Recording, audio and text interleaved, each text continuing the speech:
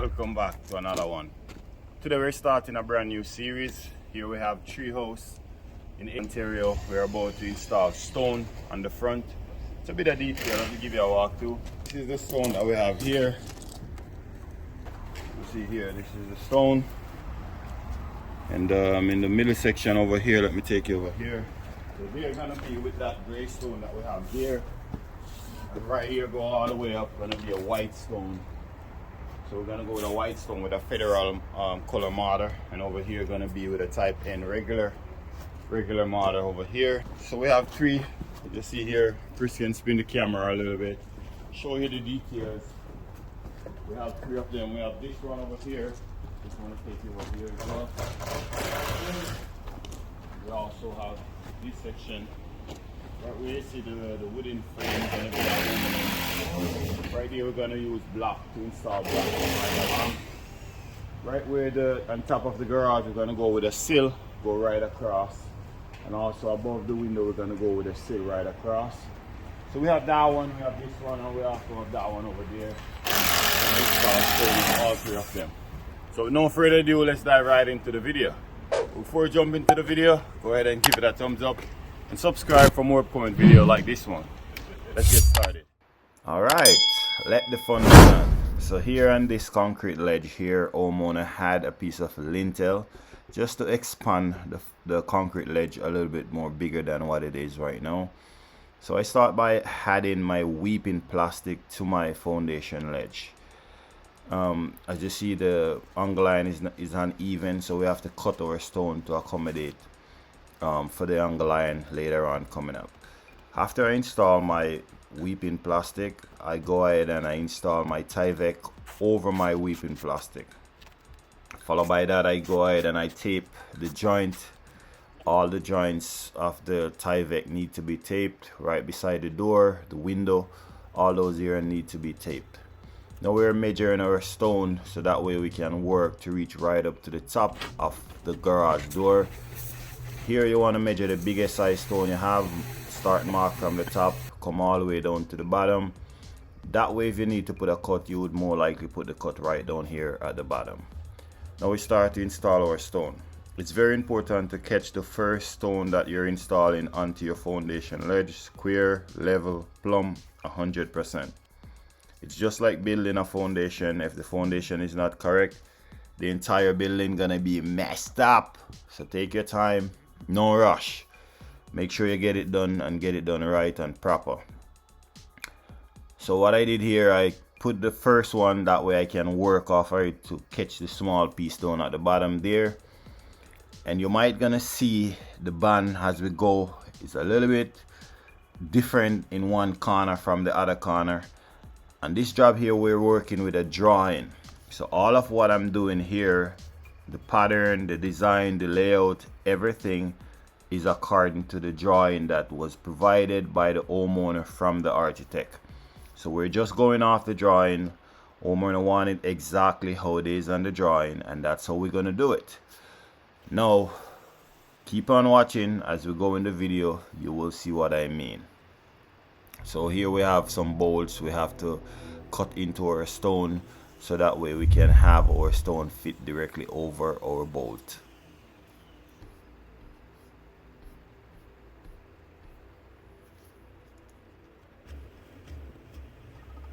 Usually when I'm laying stone on the foundation ledge, I like to get some wedges, some small pieces of stone, and I like to put it underneath the bottom of the stone just to stabilize the first stone as I go. As you see here, I'm just putting on the wedge underneath the bottom. Here I'm taking the measurement from the wall to the edge of my stone. That measurement that we want to have is 4.5 inches. And that will allow you to have 1 inch cavity space at the back of the wall. It's very important to have that breathing space at the back of the wall. So here, this stone should be cut. I put it on, but I'm gonna remove it back afterwards. I realized that, hey, Ryan, you should leave at least a 4 inches out the end there to have your band. But don't worry, after Ryan gonna figure that out, and he's gonna put the cut in that one afterwards. So now we're taking our measurement. We want to have at least a 3/8 to a 1/2 inch joint for edge joint.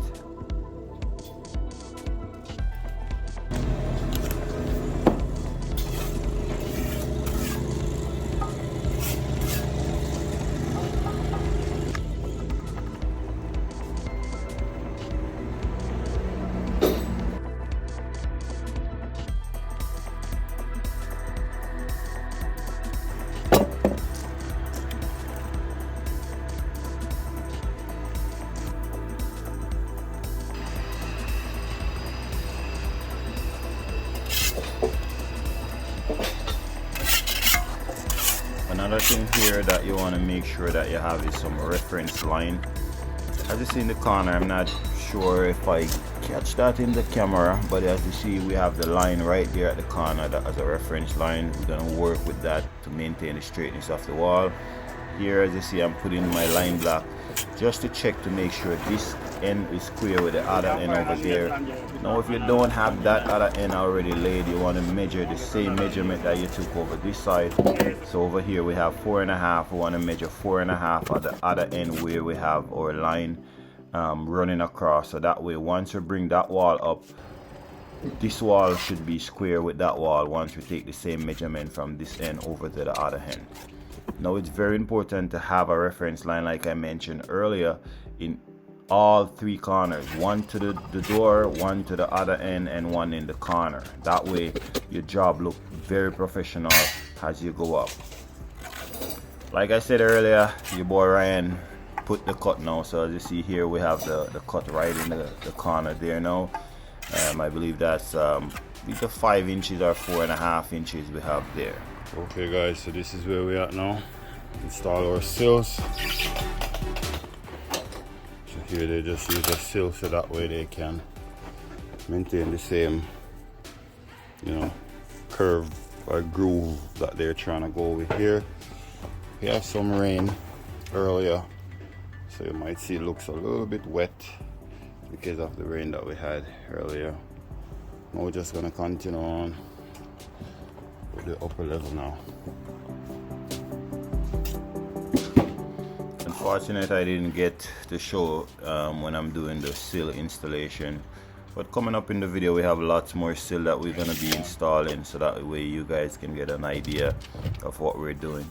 So what I just did, I take the measurement of the piece of stone that we're going to put here, and I mark that right onto my wall. That way the measurement is right there for my guys to see, to know the measurement that we're going to need from here go all the way up. So the band gonna continue just like I said earlier. It's just like how it is on the drawing. We're going with the drawing itself, right? So we're gonna continue on. We're gonna carry on right over with the same size measurement that we have there, so that way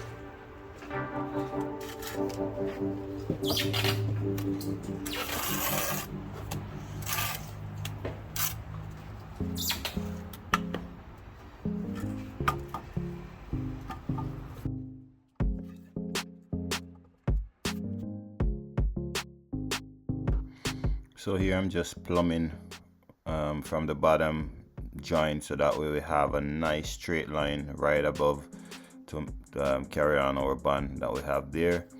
So from there we're just taking some measurement, that way we can see where our band gonna be for the one that's gonna go on top. This way if we need to have cut in there, we can have our general labor prepare that for us ahead of time rather than have to wait on it.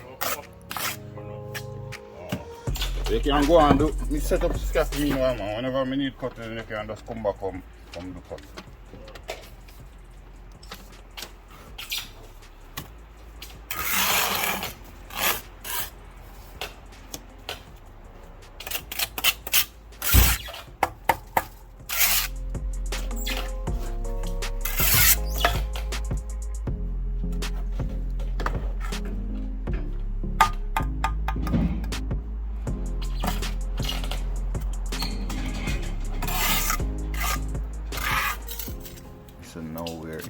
installing some brick ties. All I did, I bent it right in the middle of the brick ties on a 90-degree. Just place it on top of my stone, put the nail in the last hole in the bottom of the brick tie into the studs of the inside of the wall. So once we lay both corners, we run a string line and both corners, and we fill the middle just like you see we have here. That way we can work with our line as a gauge or as a guide to have the straightness go right across. Now when installing these stones, they're not as light as you think. It might look like it's light, but they're very heavy. So you want to slowly go down onto your mortar, because you don't want to install them and have to take them back up. So looking at the line, it might look like the line is higher than the stone, but I'm working with the second groove down, not the top groove, because the way the stone designed, there's a groove inwards and there's a groove outwards. So I'm working at the outer groove, so my line's a little bit lower than the top of where the stone is, but that's okay. Once I know that I have it close to the bottom groove, I can have it right in line more easier. Here I'm just putting a brick tie right in here, being as we have a control joint, just so that way we can have it more sturdy and it won't move out anywhere. Once we finish, we're gonna go up on top with brick tie, go right across.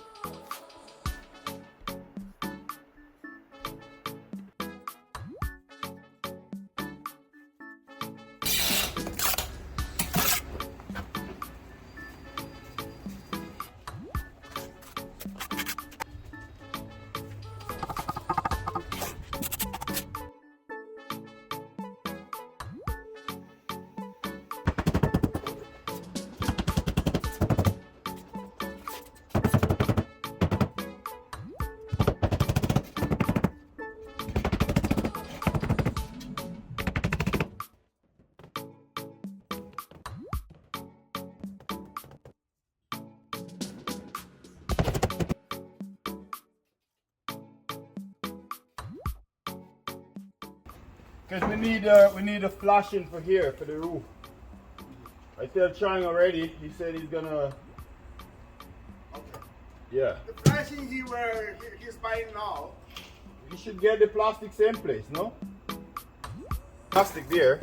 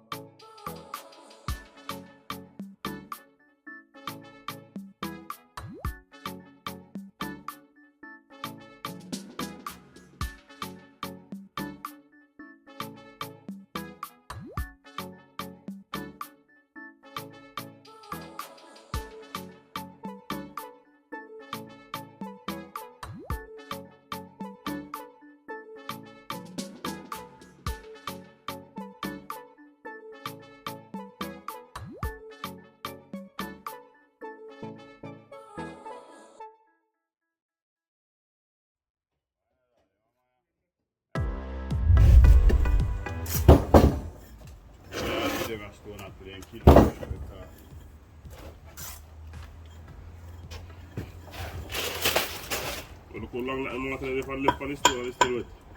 Ajatellaan man. Wait till I go on.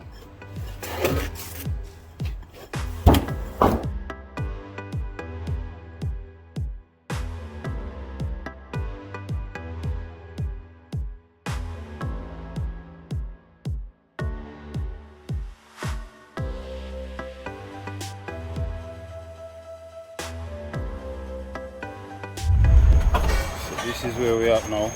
Install our block right through this roof section. Also install our flashing. We're gonna put some weeping plastic here right around. As we do that, we come back and show you guys. Installing your weeping plastic, you want to cut your Tyvek and insert your weeping plastic up underneath. That way if any water were to run down, it run and come right through. Later on we will leave a hole right there so that way the water will run and come right through. Once you finish that, we're just gonna insert this right in betwixt the stone, so that's where the water gonna channel and come through. Now we finish our taping, so we nicely tape it up. Yeah, we're gonna go ahead and start to install some stone.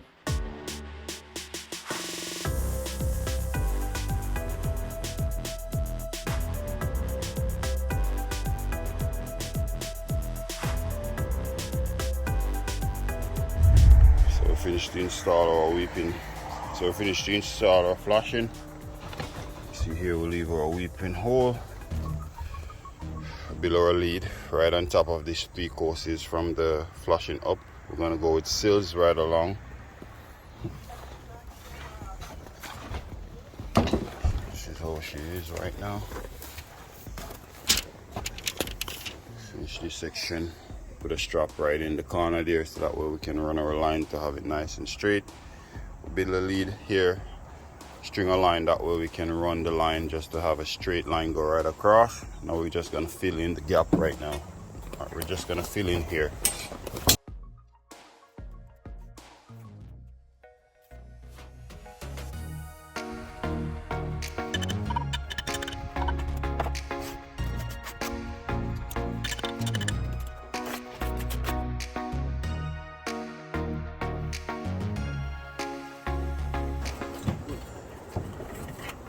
You need this frame up on top of us so soon, you know. I need the frame soon because once we go up one more time up there, I'm going to start take material. What do you think?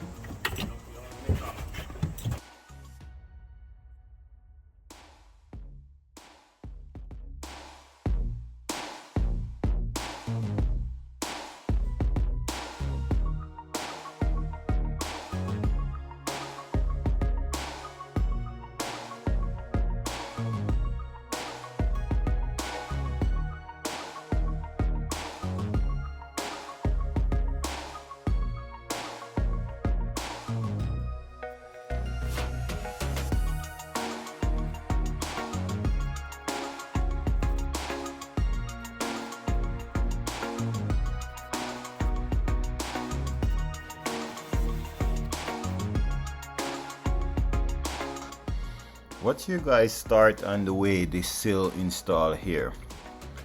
Again, this is how it is on the drawing. This is how the homeowner wants it. But they're gonna put a flash in there later on so that way they can channel the water off. I try to slope it off the window as much as I can, but that's how they want it, like I said earlier. But let me know your thoughts in the comment section.